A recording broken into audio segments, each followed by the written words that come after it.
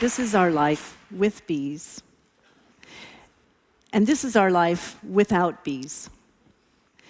Bees are the most important pollinators of our fruits and vegetables and flowers and crops like alfalfa hay that feed our farm animals.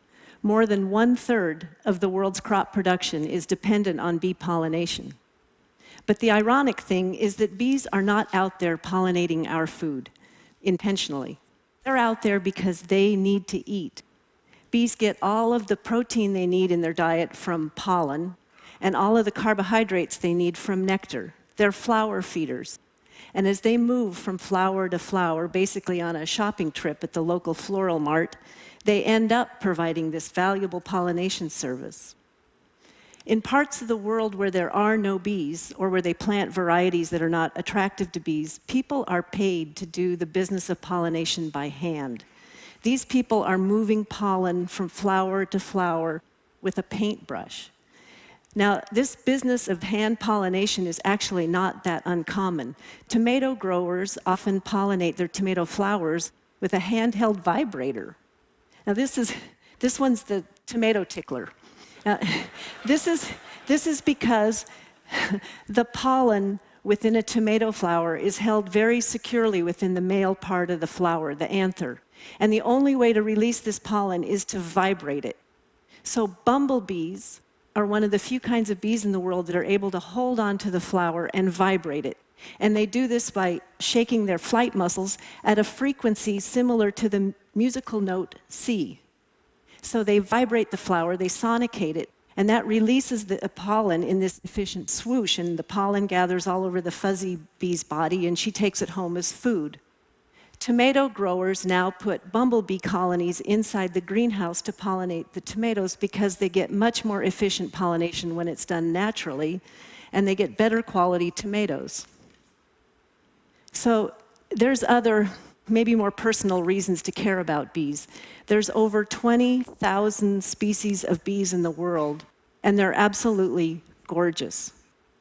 These bees spend the majority of their life cycle hidden in the ground or within a hollow stem, and very few of these beautiful species have evolved highly social behavior, like honeybees. Now, honeybees tend to be the charismatic representative for the other 19,900 plus species because there's something about honeybees that draws people into their world. Humans have been drawn to honeybees since early recorded history, mostly to harvest their honey, which is an amazing natural sweetener. I got drawn into the honeybee world completely by a fluke. I was 18 years old and bored, and I picked up a book at the library on bees, and I spent the night reading it. I had never thought about insects living in complex societies. It was like the best of science fiction come true.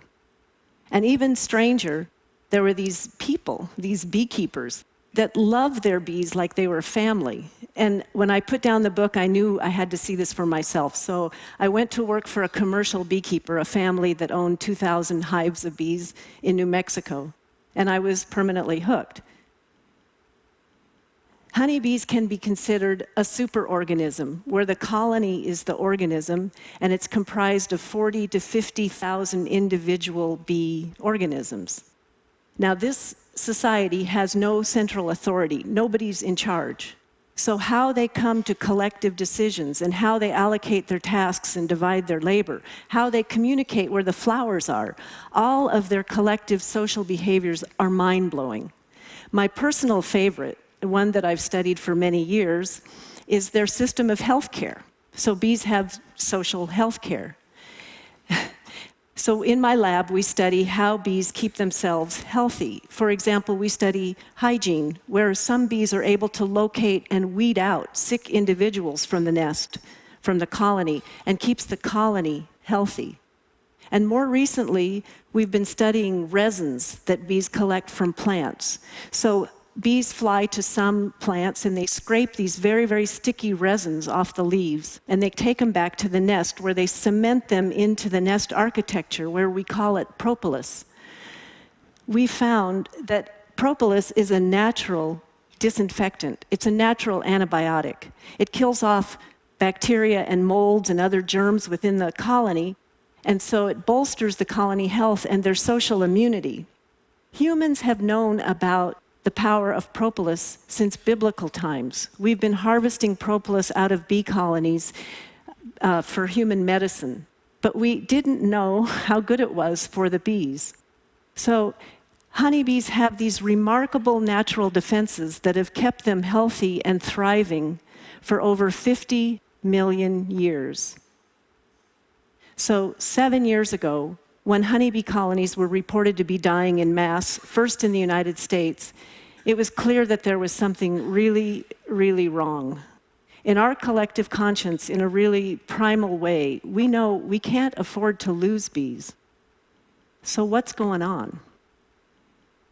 Bees are dying from multiple and interacting causes, and I'll go through each of these. The bottom line is, bees dying reflects a flowerless landscape and a dysfunctional food system. Now, we have the best data on honeybees, so I'll use them as an example. In the United States, bees, in fact, have been in decline since World War II. We have half the number of managed hives in the United States now compared to 1945. We're down to about 2 million hives of bees, we think. And the reason is, after World War II, we changed our farming practices. We stopped planting cover crops. We stopped planting clover and alfalfa, which are natural fertilizers that fix nitrogen in the soil. And instead, we started using synthetic fertilizers.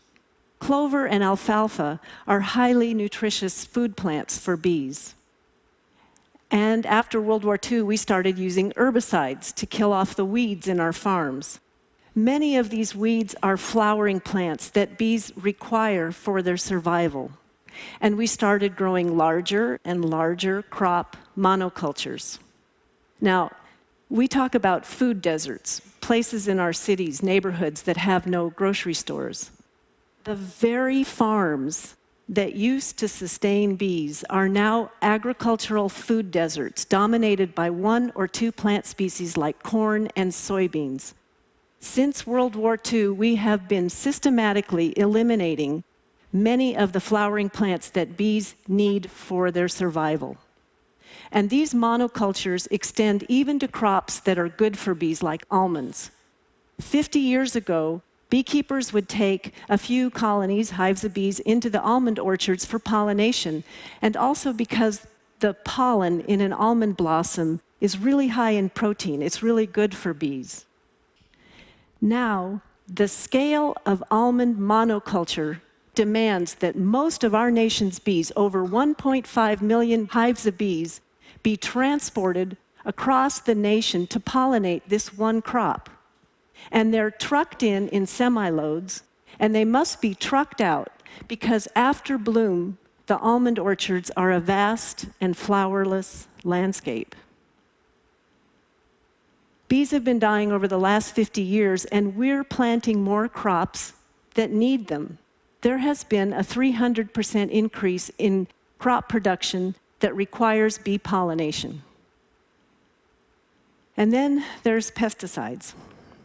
After World War II, we started using pesticides on a large scale, and this became necessary because of the monocultures that put out a feast for crop pests. Recently, researchers from Penn State University have started looking at the pesticide residue in the loads of pollen that bees carry home as food. And they've found that every batch of pollen that a honeybee collects has at least 6 detectable pesticides in it.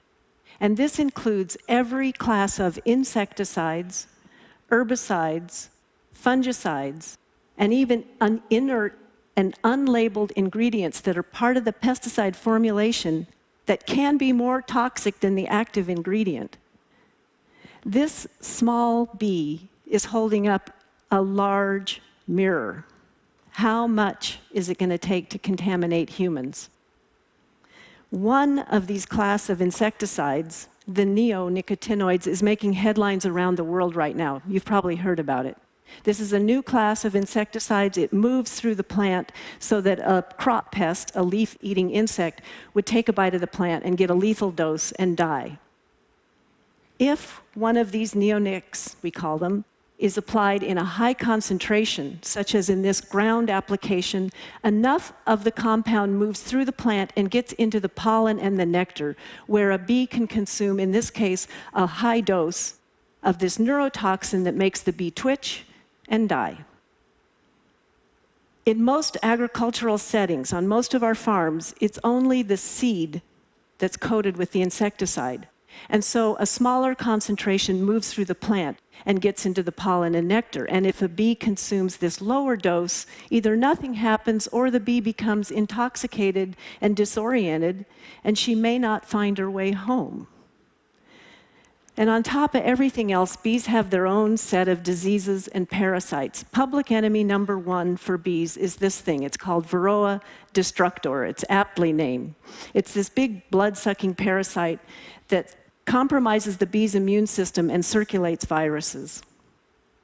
Let me put this all together for you. I don't know what it feels like to a bee to have a big blood-sucking parasite running around on it, and I don't know what it feels like to a bee to have a virus. But I do know what it feels like when I have a virus, the flu. And I know how difficult it is for me to get to the grocery store to get good nutrition. But what if I lived in a food desert? And what if I had to travel a long distance to get to the grocery store, and I finally got my weak body out there, and I consumed in my food enough of a pesticide, a neurotoxin, that I couldn't find my way home? And this is what we mean by multiple and interacting causes of death. And it's not just our honeybees. All of our beautiful wild species of bees are at risk, including those tomato pollinating bumblebees. These bees are providing backup for our honeybees. They're providing the pollination insurance alongside our honeybees. We need all of our bees. So what are we going to do? What are we going to do about this big bee bummer that we've created? It turns out it's hopeful. It's hopeful. Every one of you out there can help bees in two very direct and easy ways. Plant bee-friendly flowers, and don't contaminate these flowers, this bee food, with pesticides. So go online and search for flowers that are native to your area and plant them. Plant them in a pot on your doorstep. Plant them in your front yard, in your lawns, in your boulevards. Campaign to have them planted in public gardens, community spaces, meadows. Set aside farmland. We need a beautiful diversity of flowers that blooms over the entire growing season from spring to fall. We need roadsides seeded in flowers for our bees, but also for migrating butterflies and birds and other wildlife. And we need to think carefully about putting back in cover crops to nourish our soil and nourish our bees. And we need to diversify our farms. We need to plant flowering crop borders and hedgerows to disrupt the agricultural food desert and begin to correct the dysfunctional food system that we've created. So maybe it seems like a really small countermeasure to a big, huge problem, just go plant flowers. But when bees have access to good nutrition, we have access to good nutrition through their pollination services. And when bees have access to good nutrition, they're better able to engage their own natural defenses, their health care that they've relied on for millions of years. So the beauty of helping bees this way, for me, is that every one of us needs to behave a little bit more like a bee society, an insect society, where each of our individual actions can contribute to a grand solution, an emergent property that's much greater than the mere sum of our individual actions. So let the small act of planting flowers and keeping them free of pesticides be the driver of large-scale change. On behalf of the bees, thank you. Thank you. Just a quick question. The latest numbers on the die-off of bees, is there any sign of things bottoming out? What's your hope/depression level on this? Yeah, at least in the United States, an average of 30% of all beehives are lost every winter. About 20 years ago, we were at a 15% loss. So it's getting precarious. That's not 30% a year, that's 30%. Yes, 30% a year. 30% a but then year. beekeepers are able to divide their colonies, and so they can maintain the same number. They can recuperate some of their loss. We're kind of at a tipping point. We can't really afford to lose that many more. We need to be really appreciative of all the beekeepers out there. Flowers. Thank you.